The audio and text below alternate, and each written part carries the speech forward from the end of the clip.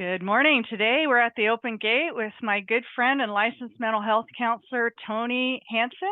Tony, we're glad to have you here today. You and I were talking about some work you've been doing with your clients around self-love, self-compassion, self-forgiveness, and I just thought your approach was really interesting. So we wanted to bring you here today to share a little bit what you've been doing, and so welcome. Thank you, Nancy. It's good to be here. Yeah, this is fun. So just to kick us off a bit, would you mind just sharing a little bit of context about what you've been doing, just to give us some background first? Sure. So what I've been doing actually originated in a yoga meditation class that I took a few years ago. And at that time, I was going through a lot of change, transition, difficult times. And somebody said, well, go to a yoga class and improve yourself and see what that does to your thinking. So I did. And while some of the moves were difficult, there was an end of the class activity that really started helping me appreciate self-acceptance, self-love, forgiveness. And that's when the instructor gave us 2 minutes at the end of class where we were quiet. And we did a gesture of self-compassion, which is basically this on the heart, and we would breathe for 2 minutes. And of course, when I first started it, my mind was still going a million miles an hour with all the things that were not working in my life at the time. But I tell you, after doing it 1 month, suddenly the chatter was not there. Suddenly the dialogue I was telling myself was not there either. It was replaced with a lot of self-kindness and self-compassion. Wow. And then when I was working at the time in addictions treatment, and I was doing a relapse prevention group. And a lot of people come into this group having, relapsed on their substances, their behaviors, and they feel really bad about themselves and they're beating themselves up. Yeah. So I applied this principle of hand on heart and breathing, and how it changed the dialogue that they were saying to themselves, but also what they were saying to themselves in the group too. Mm-hmm. And it was remarkable to witness that. And I just have used it both for myself and therapy, and the therapy that I do a lot as well. Wow. So nice to see something that actually worked. That's simple. Right? Yeah. And I'm curious because you said it took about a month. Was there a point in time where it was just this obvious change, or how did you know things had changed? Well, I noticed that the dialogue was just lesser. The self-criticism was lesser. The need to be perfect was lesser. All of it I noticed that I just felt like I lived with ease more, and that I lived in the world with ease. And it was just so much better. Now, of course, there would be relapse in my thinking, but I would acknowledge those relapse. Oh, they're happening right now. And I would use like a key word, like be kind, be kind, in order to get my balance back. So it was just this mindful practice that walking in the street, wherever, I would just I may not be putting my hands on my heart in the middle of the street, but I was really changing the language of how I was describing myself. Why? What I was saying. Why do you think it's so difficult for people to reconcile those feelings of regret or failure? Nancy, I think that we're programmed very early in life about the need to achieve, the need to be the best, that sort of thing. And then when we don't meet that mark, we fail. We go to the extreme in terms of describing ourselves. Oh, I should have done better. I'm a failure. I didn't meet that quota. That sort of thing. I think it's a conditioning process. And I think honestly, in talking with clients, it starts very early in life. Think about your Mhm. parents. Right, Think of the messages you got from them. Sometimes they weren't all good. right. And that just sort of gets in the circuitry of our brain, and it's very hard to leave. Yeah. I think about the analogy, and maybe you've used this before with clients, but of a rut in the road where the car is just, the wheels are just digging deeper and deeper and deeper. And it gets to the point, if you're driving in that rut, you can't get the Exactly. car out of it. Exactly. Yeah. It Yeah. takes a major, excavation or something in order to change the direction. And Right. it just takes time. You're Right. building new grooves or new roads in the brain, Right. basically. Yeah. Right. Yeah. Well, and it's such a huge mental barrier, I think, to make that change. Are there any other things that you've tried to help people kind of is it really just the sustained effort, and how can people keep up that sustained effort? Well, I call them just simple shifts, Mhm. that you can do. The stuff that's complicated or, stuff they learn, but they're not going to practice, they remember the simple things. They're clients who have reconnected with me 3, 4 years down the line. They want to get tuned up, Tuned up. and they'll say, I remember this, and I practice this every so often. I'll just bring it to, and I'll feel a sense of calm, and it's that. Mhm. That's what keeps it going. Yeah. The other piece that keeps it going are those simple words we say to ourselves: be kind, be kind. Um, I've shared with you, Nancy, each year I live by a word. Mhm. So to identify a word that you live by in 2024, it's still early, so you can do this exercise. But for example, my word for 2024 is emerge.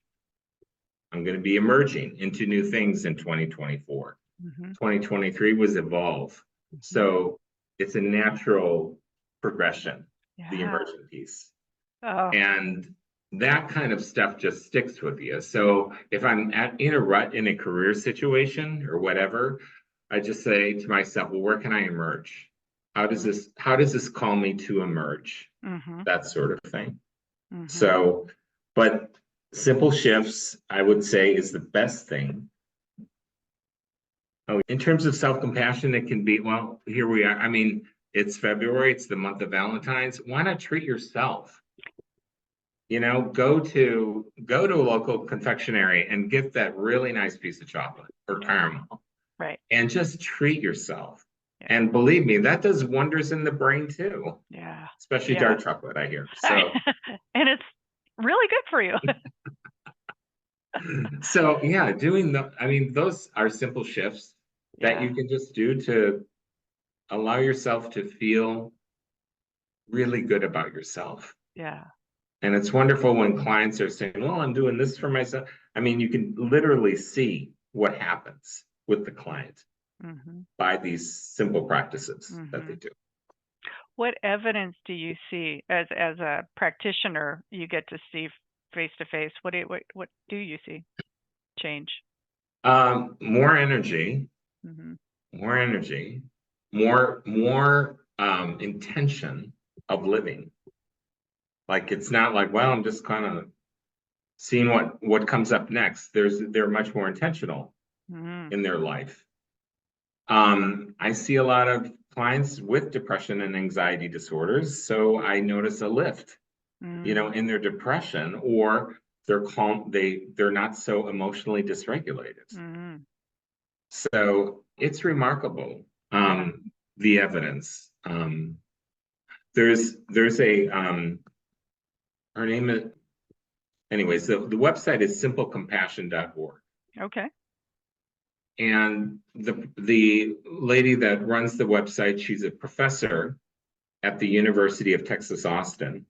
And her whole area of research is self-compassion. Mm. So she's got great meditations, research articles, has proof about the effectiveness of this, that when we do Mhm. these practices, we're just going to live much better, much happier. Yeah. So if you're looking for, does this stuff work? Go to her website. Yeah. Kristen Neff is her name. Kristen Okay. Neff. How's the last name spelled? N-E-F as in Frank, Yeah. F as in Frank. Okay. And she lists all her research, and she studies people over Wow. time and what happens when they do practice self-compassion. How does their depression, their anxiety affect it? And how, that it's really wonderful to see that proof Yeah. in addition to just anecdotal Right. evidence. So, yeah. What really sticks with me, what you just said, was the clients that come back a year or two later and they're still reflecting on the hand on the heart and saying, that's what I remember. And your comment about the simple things. And there's just so much richness to that. And I think we tend to gloss over it. We want the complicated solution. It just seems more effective or something. Do you Right. find that to be? Yeah, it is interesting. It is interesting. It's like, well, we did talk a lot in sessions, and all you remember is this, but that's what sticks. Right. And typically it's that physical thing. I was thinking about that recently, and there was I ran an intensive outpatient group one time, and the guy came back for some tune-up stuff, and I said, so what did you get from that?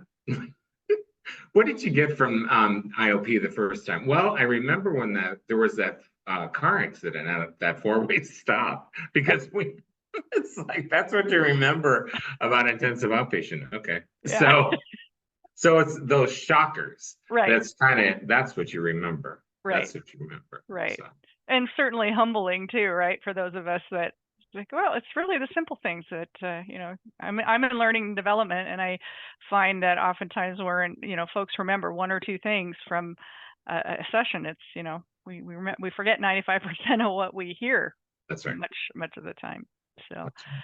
And I absolutely love your theme words. You have been the person, the last few years you've been reminding me of those, and I've started to adopt your practice as well. And I think I shared with you my word for, I love yours, the emerge, and mine is simplify for 2024. But what other ways have you used your theme word? Have you kept yourself focused on that? Well, first off, I don't have it, but I have to have like a physical article associated with the word, and I do have something upstairs that basically is my word for emerge. It's actually a butterfly, and inside, the body part of the butterfly is a guy. So that's sort of a reminder of my word when I see it. A nice visual. That seems to be the big, how I remember to keep practicing it throughout the year. I have to have that thing, that, oh yeah, emerge.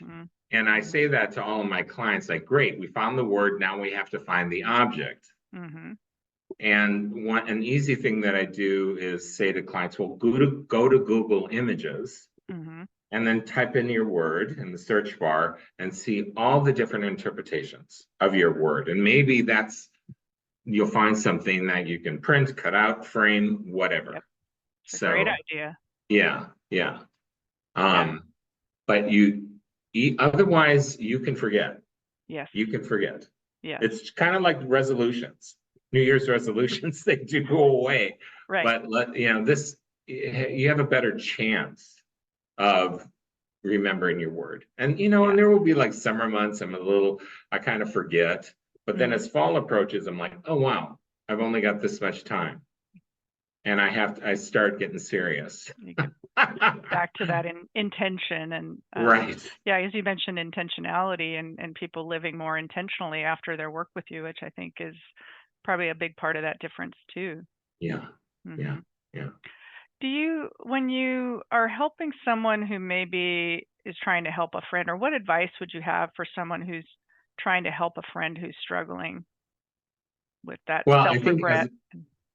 As a friend, I would ask you to notice how your friend is speaking about themselves. So that friend may say, I'm such an idiot. I should have done this, or that sort of thing. And as a friend, it's to say, stop. Hey, I mean, did you hear what just came out of your mouth? And how is that serving you? Mm-hmm. And that would be a way that a friend could serve. I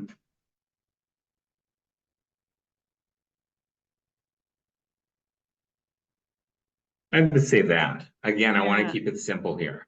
Yeah. As a friend, just point it out when you notice that they're not being kind to themselves. And actually, that happened to me. Yeah. Where, I was like being very self-critical. And I noticed my friend was kind of looking at me a little bit weird. And I said, "What's wrong?" And he said, "Boy, you're really hard on yourself." And that really stood out for me. Yeah. That stood out for me. That realization. That somebody could pick that up. Yeah. Or, it went beyond just the words that I said, but how I was feeling too. Yeah. Right. Well, and I love the framing that you take too, that it's non-judgmental, right? It's just a kind of a simple probing, clarifying question, do you hear what that sounds like? And just kind of getting someone to raise their level of awareness as opposed to a judgment or like, why are you thinking about yourself that way or something like that, which can feel like a judgment sometimes. So yeah, you have such a nice, gentle way of going about it. Yeah. Is You need to there, be kind. right? Is there Yeah. anything, Tony, that I haven't asked you that you'd like to share?